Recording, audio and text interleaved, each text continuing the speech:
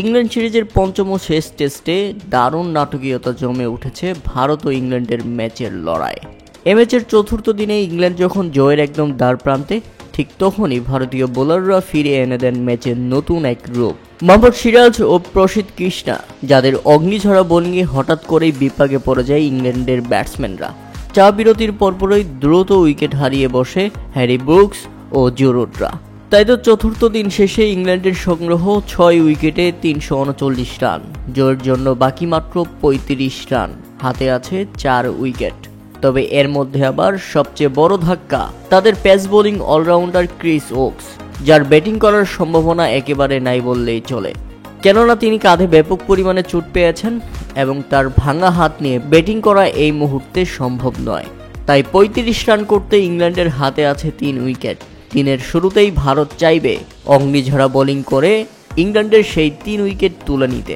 তবে দলের প্রয়োজনে অসম্ভবকে সম্ভব করার মানসিকতা দেখাচ্ছেন 36 বছর বয়সী ইংল্যান্ডের এই তারকা পেস বোলিং অলরাউন্ডার। আমরা এই মুহূর্তে দেখতে পাচ্ছি তার হাতে স্লিং ঝুলছে, কিন্তু দলের প্রয়োজনে এক হাতেও ব্যাট করতে প্রস্তুত তিনি।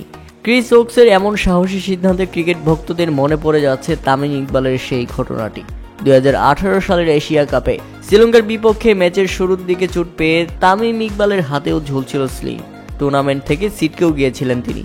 তবুও শেষ উইকেটে ক্রিজে গিয়ে এক হাতে ব্যাটিং করে ক্রিকেটের চিরন্তন সাহসিকতার গল্পের নায়ক হয়ে গেছেন বাংলাদেশের এই ওপেনার।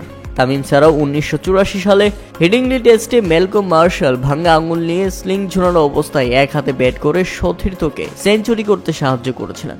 ঠিক তেমনই এক নতুন ঘটনার জন্ম দিতে যাচ্ছেন ক্রিস ওকস, যেটা নিশ্চিত করেছেন জো রুট।